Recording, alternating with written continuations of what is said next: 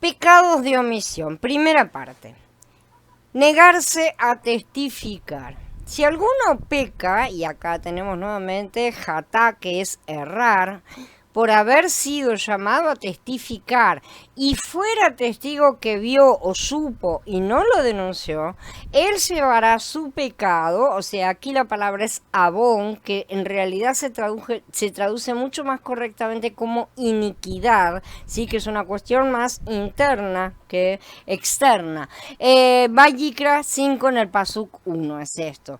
El primer ejemplo es de alguien que escucha de una proclamación pública que cualquiera que sepa los hechos de un incidente debe presentarse a testificar, por ejemplo, pero no lo hace, ¿sí? Haciéndose culpable por pecado de omisión. O sea, llaman a todos a testificar de una cosa y la persona sabe que sabe algo, pero o bien lo minimiza y dice no es importante, pero de cualquier manera siempre está esa cosa de no hacer la parte que corresponde. Entonces, esto no se trata de una persona que estuviera involucrada, ¿tá? No tiene nada que ver, no es culpable ni es acusada de nada.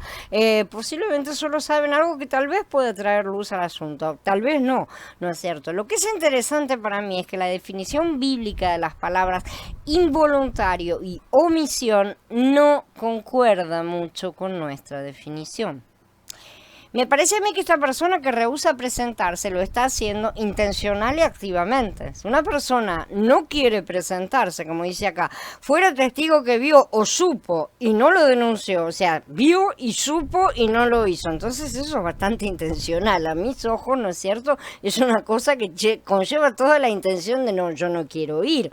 Entonces, esa persona se está negando a hablar, aunque también puede ser el caso de que no haya oído el pregón en su momento, no se haya enterado, inclusive no pensara que lo que supiera, ¿no es cierto?, que lo que él sabía fuera relevante, ¿no es cierto?, como dijimos. Sea como fuere, desde el punto de vista de Elohim, este es un ejemplo de un tipo de pecado que él define como pecado de omisión de cualquiera de los dos casos, ¿sí? Además, el Adón dice que esta persona es culpable, lo que implica que técnicamente le toca un castigo, aunque puede evadir ese castigo por medio del sacrificio apropiado, con el arrepentimiento previo, la reparación, ¿no es cierto?, de decir lo que antes omitió.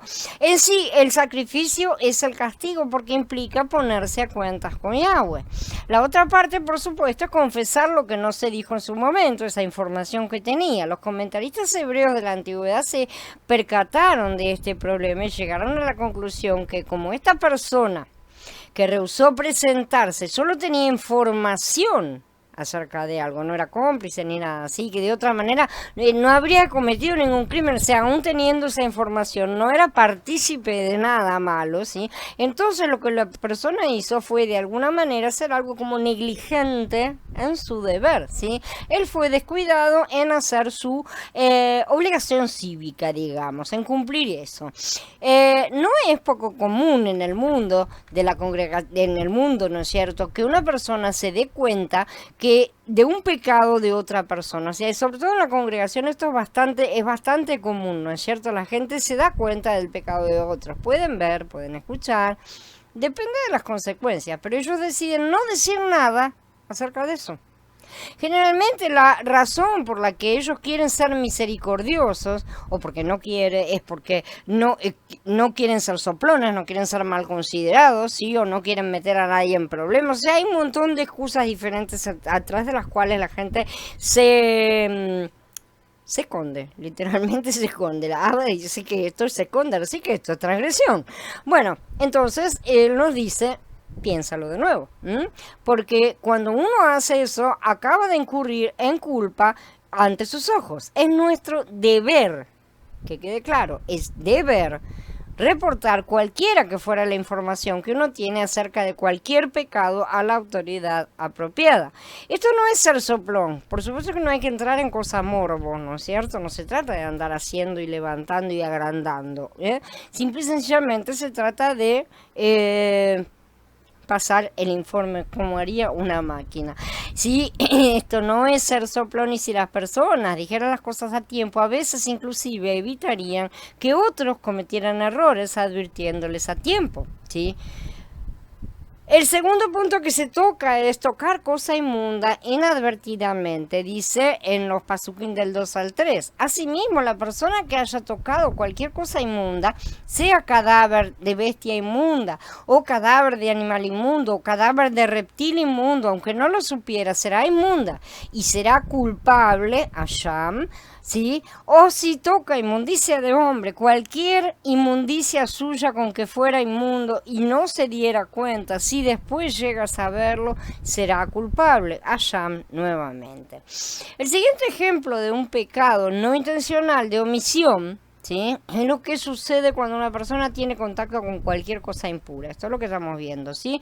En el Pasuk 12 nos da 3 categorías de cosas impuras, ¿no es cierto? Y todas tienen que ver con cosas muertas.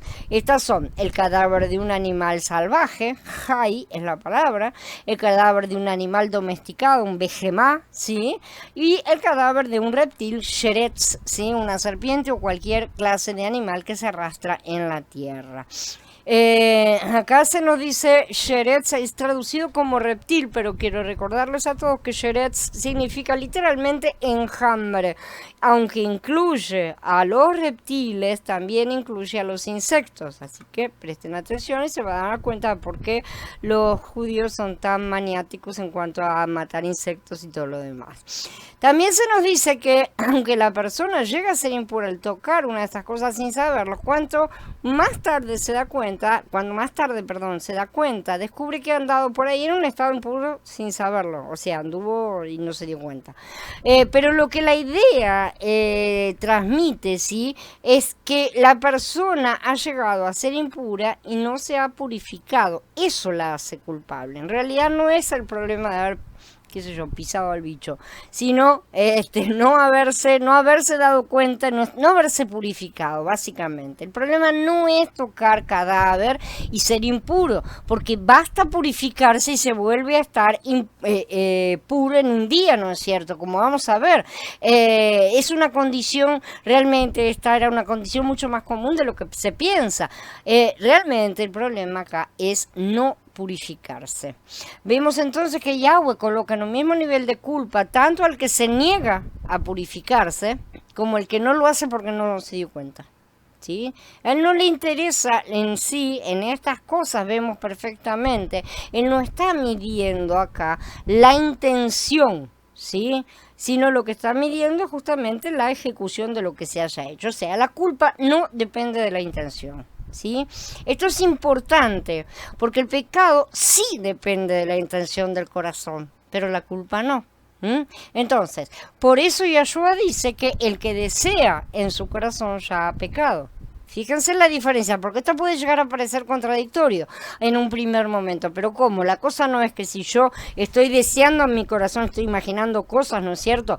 Ya he pecado, sí, pero eso ahí es la raíz del pecado y eso que se ha cometido es a partir de la raíz del pecado, ¿sí? Esto no es una transgresión por la culpa. Aquí el Padre nivela los pecados de omisión, aunque sea por ignorancia, junto con los intencionales, ¿sí? Los pone al mismo nivel.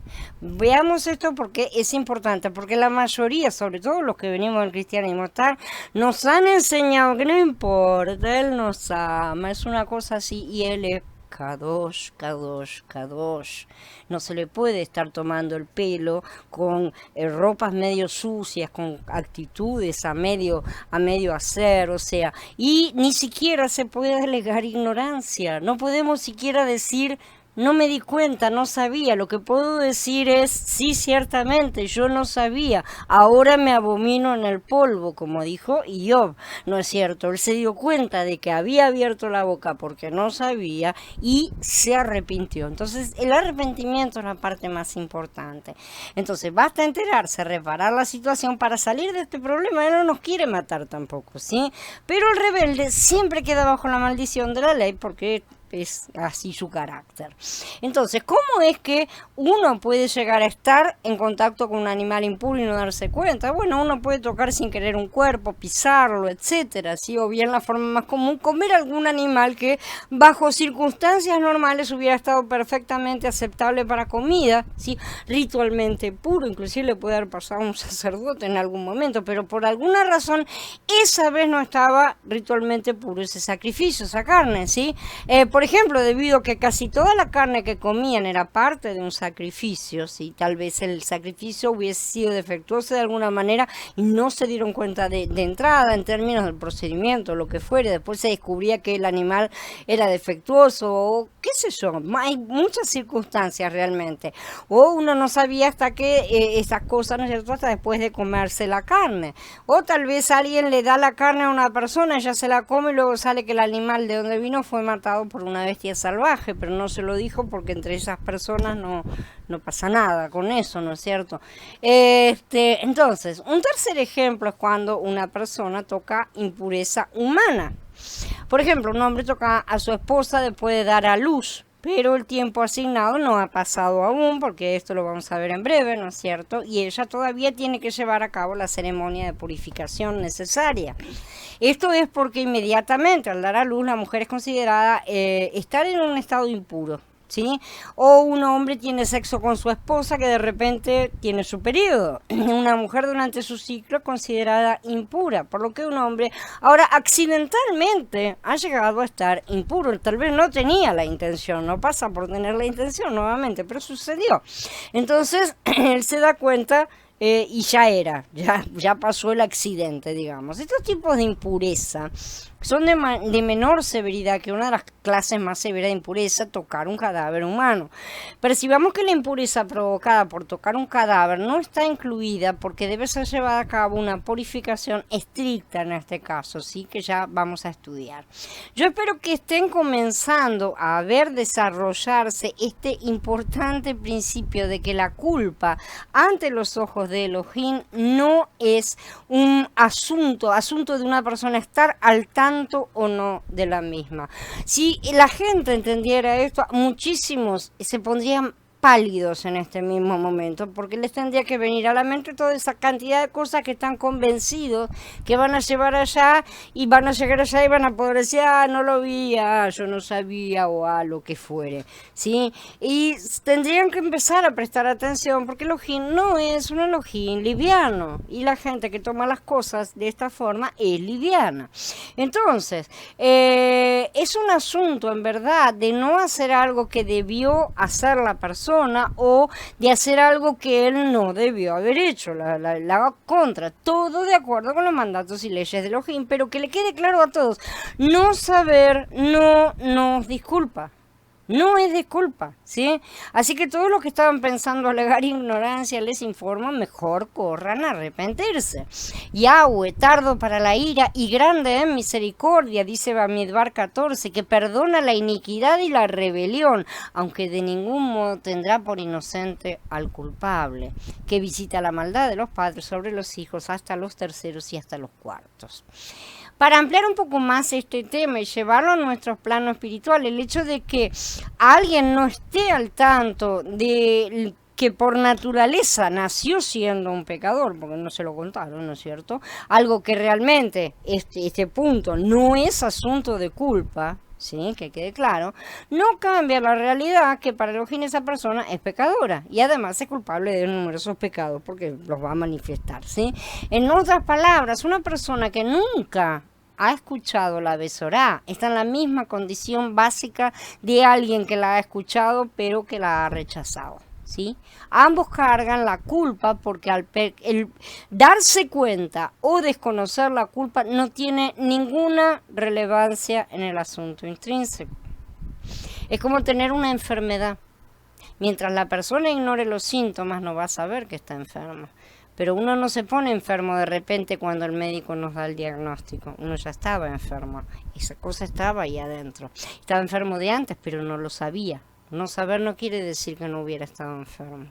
Este mismo principio que estaba activo en el Tanaj permanece activo hoy en día también.